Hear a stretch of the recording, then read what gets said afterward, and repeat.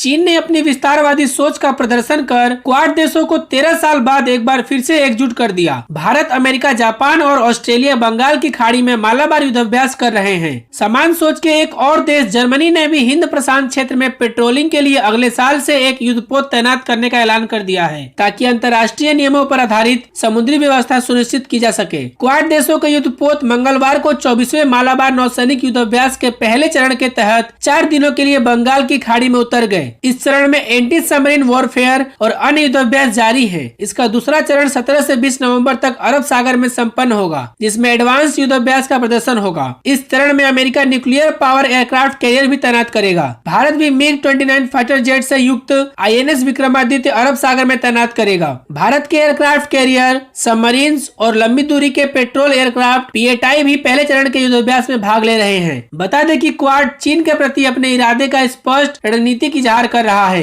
Quad के इस उच्च स्तरीय युद्धाभ्यास का महत्व इसलिए भी बढ़ जाता है कि पूर्वी लद्दाख में भारत और चीन के सैनिक पिछले 7 महीने से आमने सामने खड़े हैं। क्वाड के अन्य सदस्य के रूप में ऑस्ट्रेलिया 2007 में मालाबार युद्धाभ्यास का हिस्सा बना था। तब चीन ने इसकी आलोचना की थी। उसने इस युद्धाभ्यास को लोकतांत्रिक देशों की एक धुरी की तरफ से हिंद प्रशांत क्षेत्र में चीन का मुकाबला करने और उसे रोकने की दृष्टि से की गई पहल बताया था। चीन की इस टिप्पणी के बाद ऑस्ट्रेलिया ने अपने कदम वापस ले लिया था। तब से भारत भी कुछ वर्षों के लिए अमेरिका के साथ द्विपक्षीय स्वरूप के तहत ही मालाबार युद्धाभ्यास को अंजाम देता रहा। हालांकि 2015 से जापान इस युद्धाभ्यास का निरंतर भागीदार बनता रहा। 13 साल बाद जब चीन ने युद्धपोतों और तकनीक के मामले में अमेरिका को भी पीछे छोड़कर दुनिया की सबसे बड़ी नौसैनिक शक्ति बन गया है, तो उसने दक्षिण चीन सागर से लेकर हिंद महासागर के इलाकों में अपनी ताकत का प्रदर्शन भी करने लगा। क्वाड के साथ साथ जर्मनी और यूके जैसे देशों को भी क्षेत्र में चीन की दादागिरी से परेशानी हो रही है। वहीं चीन ने मालाबार युद्धाभ्यास पर कड़ी प्रतिक्रिया देते हुए उम्मीद जताई है कि यह कार्यक्रम क्षेत्रीय शांति एवं स्थिरता के अनुकूल होगा, न कि इसके विपरीत। भारत ने 2016 से ही अमेरिका, ऑस्ट्रेलिया और जापान के साथ पारस्परिक सैन्य तंत्रों को लेकर समझौतों पर हस्ताक्षर किए हैं, जिनसे हिंद महासागर में तीनों देशों के युद्धपोतों की तैनाती सुनिश्चित होगी। मालाबार युद्धाभ्यास के पहले चरण में भारत ने INS रणविजय,